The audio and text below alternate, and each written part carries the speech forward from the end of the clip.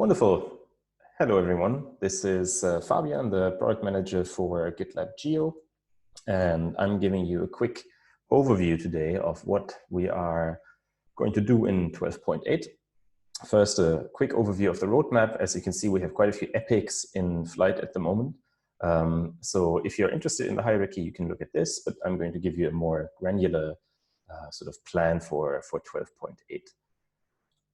Okay, so in 12.8, we are going to invest time to deliver some valuable features to you in 3 areas. And the first one I'm going to talk about here is the Geo on.com.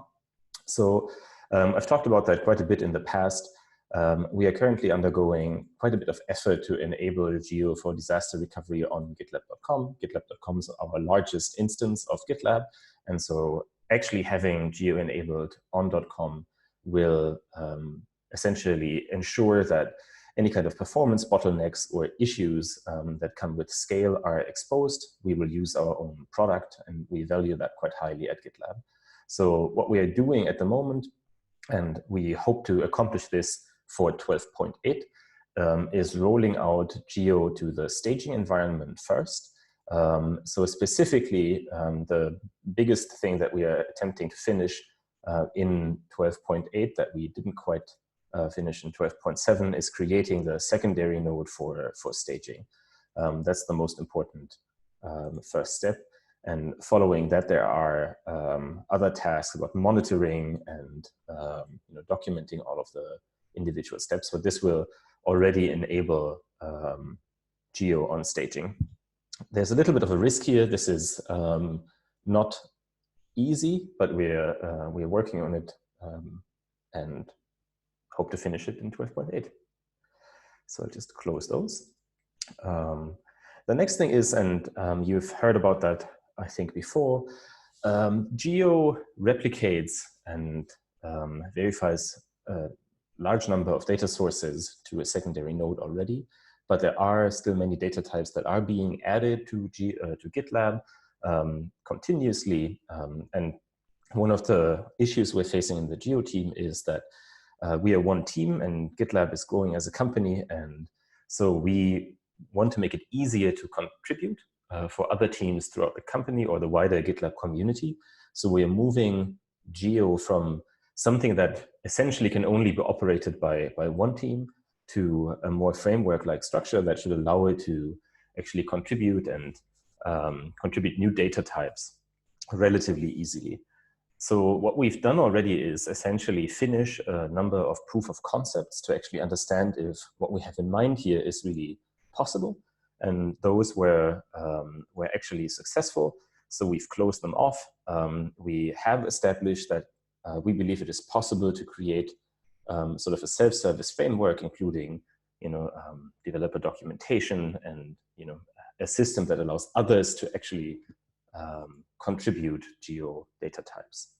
So for 12.8, what we're going to do now that the POCs are done is we are going to start the implementation for a first data type, which is package files.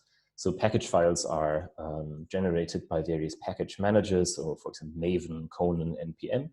And what we are going to do as a sort of next iteration here is we are going to take our learnings from the proof of concepts, and we're going to iterate by putting in a first implementation of this data type. We will likely not finish all of these items here in 12.8, but we are aiming to get first producing the create events for new package files done and consuming the create events for package files. There may be more, but we are starting on this journey right now, and I think it's actually quite exciting.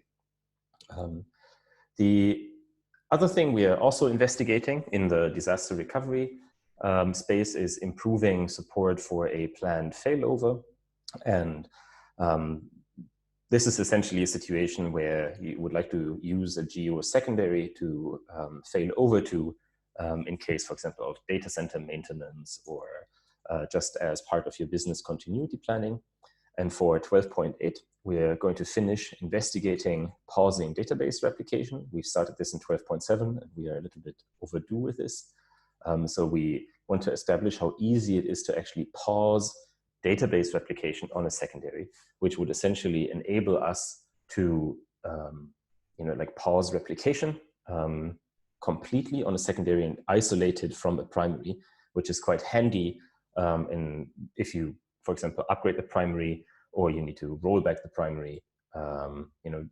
You really isolate these two instances from each other. Another thing that we're going to actually POC in 12.8 is a maintenance or read-only mode. This is helpful in a number of scenarios. One is also related to planned failovers. Essentially, what we need to guarantee is that all changes that were made on the primary are also replicated to the secondary. And in order to do this, it can be quite valuable for our customers to essentially stop users from making changes to the primary, then waiting until all changes are replicated. And at that point, we, for example, can continue with a planned failover.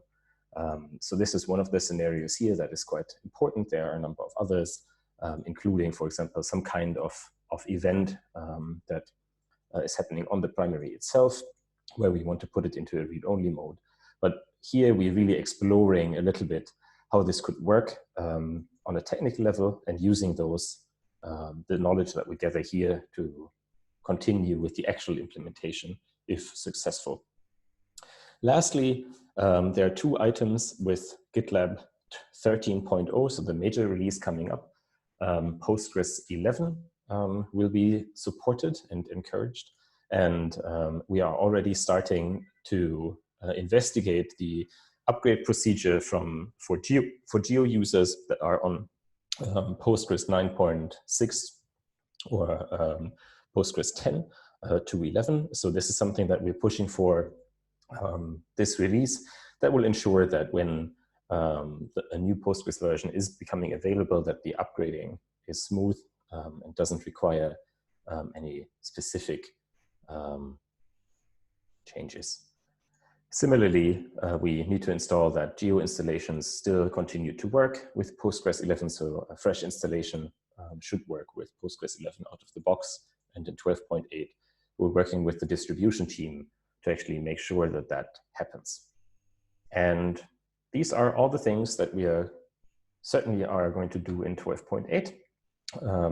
There is some further work that is in the validation track, some things that are maybe a little bit further down the line.